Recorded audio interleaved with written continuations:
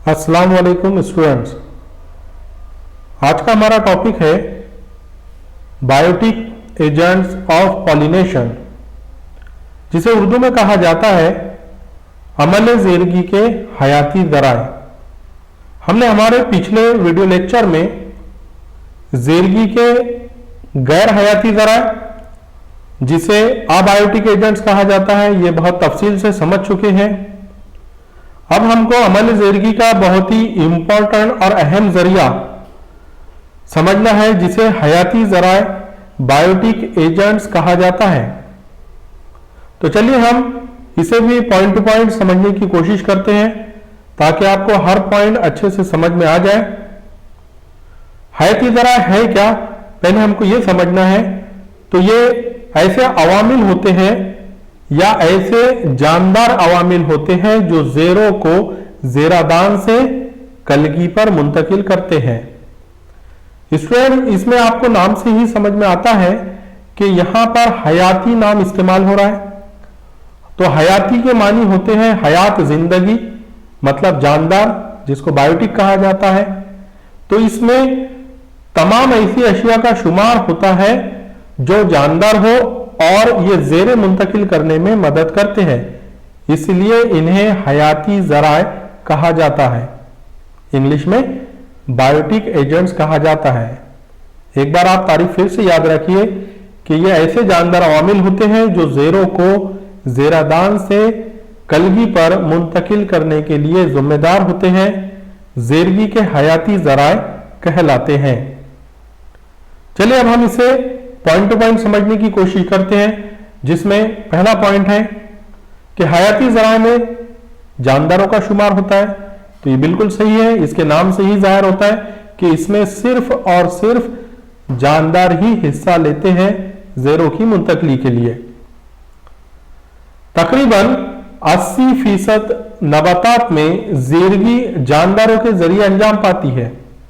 और आपको ये भी पॉइंट्स याद रखना चाहिए आपने कि तकरीबन 80% नबातात, मतलब नबातात का बहुत बड़ा हिस्सा 80%, सिर्फ 20% छोड़कर 80% नबातात जो है ये ज़ेरगी का अमल जानदारों के जरिए करते हैं, या जानदारों के जरिए ज़ेरगी का अमल अंजाम पाता है।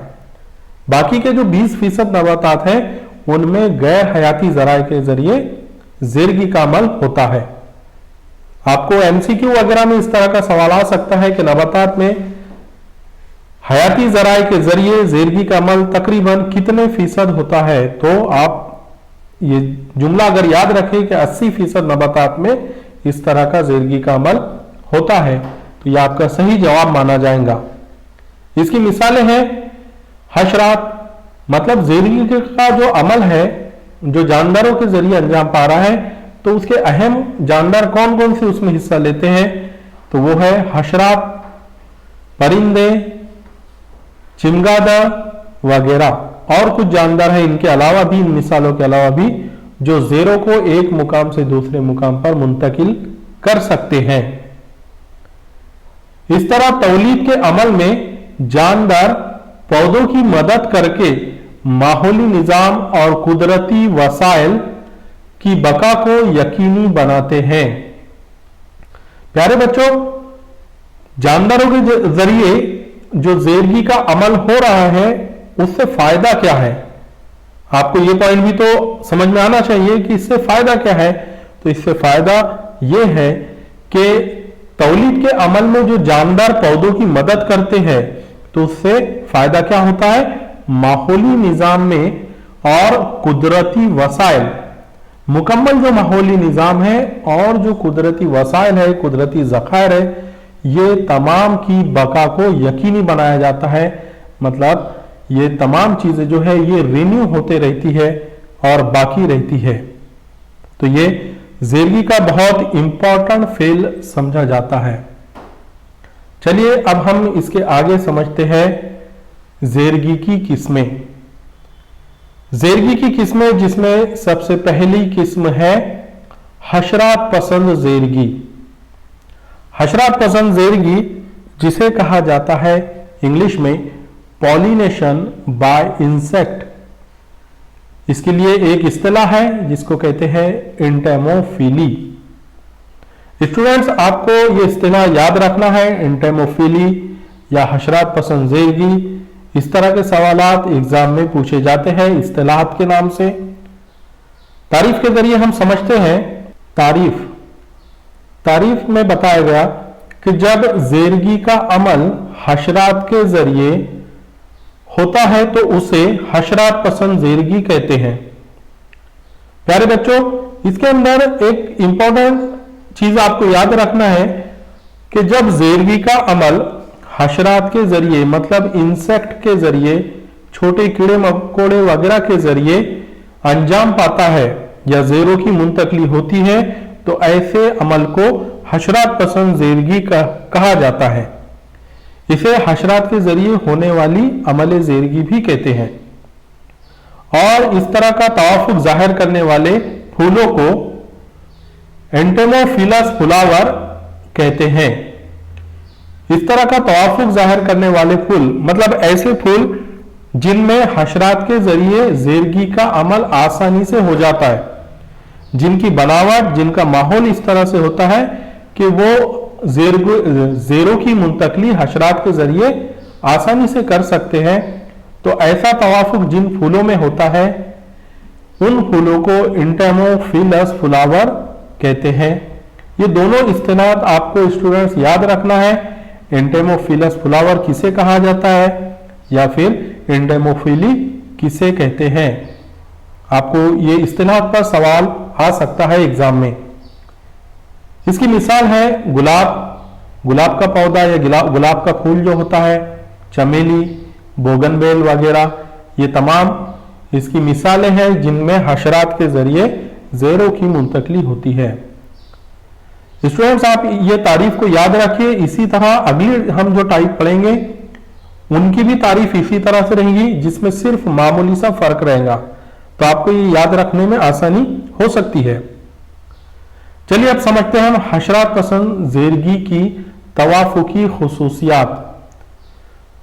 हशरात पसंद ज़ेरगी की तवाफुकी खुसूसियात कौन कौन सी होती है या फूल में कौन कौन सी तब्दीलियां ऐसी होती हैं जिनमें या जिनके जरिए ज़ेरगी का अमल हशरात के जरिए आसानी से हो सकता है। Adaptation in entomophilous flowers. पहली खुसूसियत या पहली सलाहियत है फूल बड़े, चमकदार, रंगीन, पुरकशिश होते हैं। फूल बड़े, चमकदार, रंगीन और पुरकशिश होते हैं। फूल की जसामत आमतौर पर बड़ी होती है, नुमाया होती है और ये चमकदार होते हैं। इनमें मुख्तलिफ रंग भी पाए जाते हैं और ये अट्रैक्टिव होते हैं। ये तमाम खुसूसियात इनमें इसलिए होना जरूरी है ताकि इनके तरफ देखते ही हशरात अट्रैक्ट हो सके या रागिब हो सके और फूलों तक पहुंच सके, क्योंकि वो हशरात का फूलों तक पहुंचना बहुत जरूरी होता है। इसलिए ये दूर से ही हशरात को रागिब करने की इनमें खुसूसियात होना चाहिए। दूसरी खुसूसियत है फूल खुशबूदार होते हैं और इनमें शहद नेक्टर तैयार होता है। फूल खुशबूदार होते हैं तो स्टूडेंट फूल के अंदर खुशबू का मौजूद होना ये भी हशरात को अपनी तरफ रागिब करने का एक जरिया है। जितनी तेज खुशबू होंगी हशरात उतनी आसानी से फूल की तरफ रागिब हो सकते हैं और फूल के अतराफ में या फूल तक पहुंच सकते हैं। उसी के साथ साथ फूलों के अंदर दरमियानी हिस्से में नेक्टर तैयार होता है। नेक्टर ये एक किस्म का चिपचिपा लिक्विड होता है जो फूलों के दरमियानी हिस्से में बनता है। हशरात इसे गिजा के तौर पर इस्तेमाल करते हैं और गिजा के तौर पर इस्तेमाल करने के लिए हशरात फूलों तक पहुंचते हैं जो उनके जिस्म में चिपक कर ज़ेरों को एक जगह से दूसरे जगह मुंतकिल करने में मदद करता है। तीसरा पॉइंट है ज़ेरे चिपकने वाले खारदार स्पाइनी होते हैं। इन फूलों में जो ज़ेरे तैयार होते हैं उनकी खास तौर से बनावट जो होती है वो दीगर फूलों से मुख्तलिफ होती है। जैसे ज़ेरे चिपकने वाले होते हैं, ज़ेरे आसानी से चिपक सकते हैं अभी चिपकने वाले क्यों होते होंगे? तो आपके इस सवाल का जवाब यह है कि जेरे इसलिए चिपकने वाले होते हैं ताकि यह हशरात के जिस्म पर चिपक जाए और वो हशरात के जरिए चिपक कर दूसरे फूल की कलगी तक आसानी से मुंतकिल हो जाए। इसलिए जेरे चिपकने वाले खारदार जिसको कांटेदार कहते हैं, स्पाइनी होते हैं। आपको याद होगा कि हमने हमारे पिछले लेक्चर में पढ़ चुके, जिसमें हमने पढ़े थे जेरे की बनावट, स्ट्रक्चर ऑफ पॉलन ग्रेन पढ़े थे। उसमें स्पाइनी किस्म के जेरे भी होते हैं। जेरों की बनावट मुख्तलिफ हो सकती है, जिनमें से एक टाइप है स्पाइनी, कांटेदार। इनके अतराफ में छोटे छोटे कांटे या स्पाइंस पाए जाते हैं। तो ये स्पाइंस जेरों को हशरात के जिस्म पर चिपकने में मदद करते हैं, जिन पर पीले रंग का चिपचिपा मादा लगा होता है। और खासियत क्या होती है इन जेरों की कि इनके ऊपरी सतह पर पीले रंग का चिपचिपा मादा लगा होता है। ये अगर हम इन्हें देखा जाए खुर्दबीन के जरिए तो ये पीले रंग का चिपचिपा मादा लगा हुआ नजर आता है, जो पॉलन किट कहलाता है। स्टूडेंट्स, आप ये भी इस्तेलाह और ये भी नाम अच्छे से समझ लीजिए कि ये जो चिपचिपा मादा है ये पॉलन किट कहलाता है।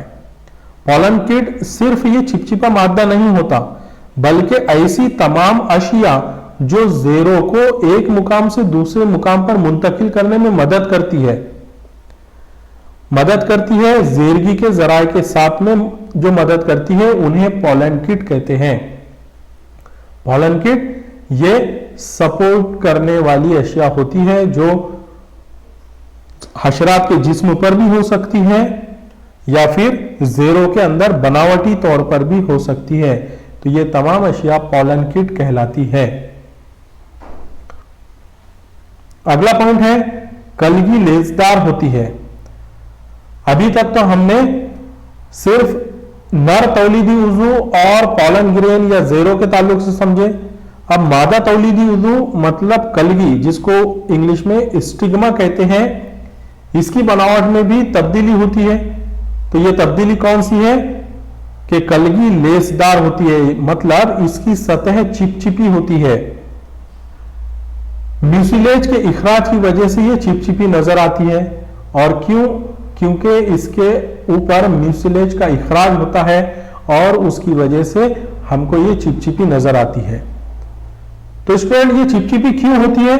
क्योंकि जब पॉलन ग्रेन या जेरे हशरात के जरिए आकर कलगी पर मुंतकिल होते हैं, तो कलगी पर चिपकने के लिए या ठहरने के लिए इस तरह की खुसूसियात इसमें पाई जाती है ताकि जेरे आसानी से चिपक सके और जेरे कलगी पर मौजूद शुगरी सोल्यूशन को जज्ब करके अपने हजम में इजाफा कर सके। इस तरह से इनमें यह तवाफुकी खुसूसियात पाई जाती है।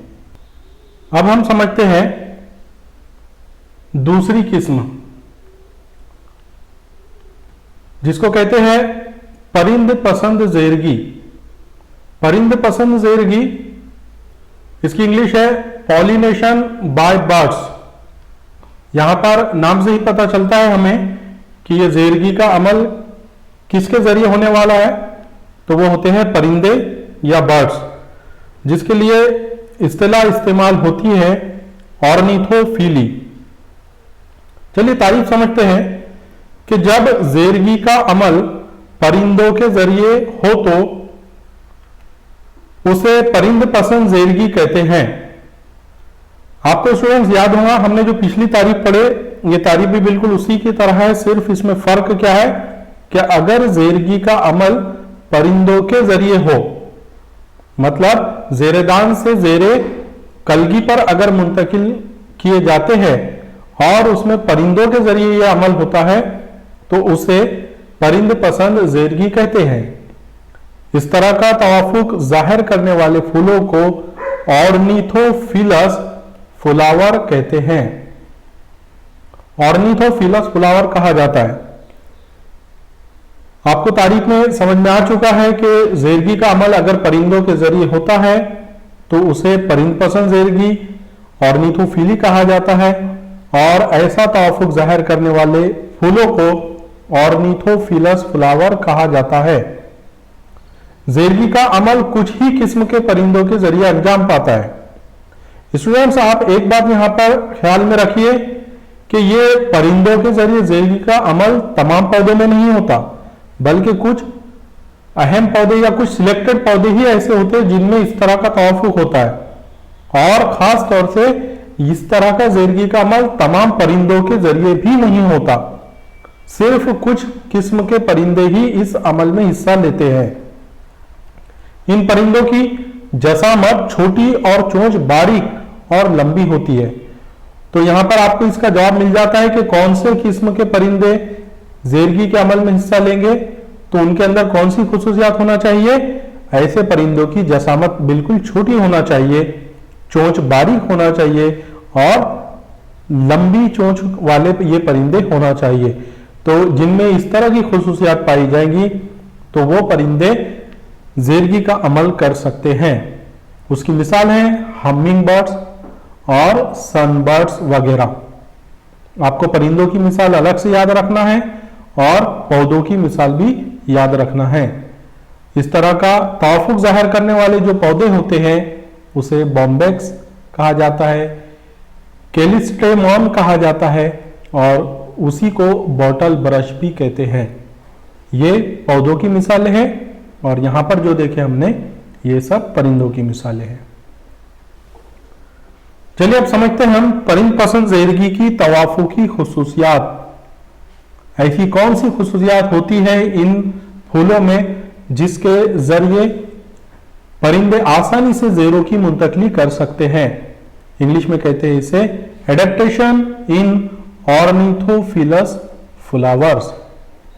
तो पहली खुसूसियात है नंबर 1, फूल आमतौर पर बड़े, नुमाया, चमकदार होते हैं। यहां पर आप ये पॉइंट्स याद रखिए कि इनके अंदर फूलों की जसामत दिगर फूलों से आमतौर पर कैसी होना चाहिए, बड़ी होना चाहिए और नुमाया होना चाहिए, क्लियरली तमाम हिस्से उस फूल के नजर आना चाहिए और ये फूल चमकदार होते हैं। दूसरी खासियत है फूल में नेक्टर कसीर मिकदार में तैयार होता है। नेक्टर के बारे में अभी हमने समझे कि नेक्टर क्या है। ये फूलों के जरिए तैयार होने वाला एक किस्म का सयाल है, एक किस्म का लिक्विड है जो परिंदे या हशरात वगैरह इसे गिजा के तौर पर इस्तेमाल करते हैं। अभी परिंदे जो है ये जसामत में हशरात से बड़े होते हैं, इसलिए इन फूलों में नेक्टर की कसीर मिकदार तैयार होती है ताकि परिंदे वहां तक उसे गिजा के तौर पर इस्तेमाल कर सके। परिंदों के जिस्म को और चोंच को यह सयाल लगकर ज़ेरों की मुंतकली में आसानी पैदा करे। तीसरा पॉइंट है ज़ेरे, जिन्हें पॉलन ग्रेन कहा जाता है, ये चिपचिपे और कांटेदार होते हैं। ज़ेरों की बनावट कैसी होती है कि ज़ेरे चिपचिपे होते हैं जो चिपक सके और कांटेदार होते हैं, खुरदुरे होते हैं, नोकीले सिरे इनके सतह पर पाए जाते हैं। फूलों में आमतौर पर खुशबू नहीं पाई जाती। स्टूडेंट, ये आप याद रखिए ये वाला पॉइंट जो हशरात पसंद ज़ेरगी से यहां पर इस खुसूसियात को मुख्तलिफ बनाता है कि ऐसे फूलों में खुशबू आमतौर पर नहीं पाई जाती। अब क्यों नहीं पाई जाती, तो उसकी वजह यह है कि खुशबू के लिए परिंदे कम हिस्सास होते हैं। परिंदों को खुशबू का एहसास कम होता है, इसलिए इनमें खुशबू आमतौर पर कम पाई जाती है या नहीं पाई जाती, क्योंकि खुशबू की वजह से परिंदों में कोई किस्म का अट्रैक्शन नहीं होता। तो यह हमारा कंप्लीट हुआ परिंद पसंद ज़ेरगी की तवाफुकी खुसूसियात। अब समझते हैं हम तीसरी किस्म जिसका नाम है चिमगादड़ पसंद ज़ेरगी, जिसे इंग्लिश में कहा जाता है पॉलिनेशन बाय बैट।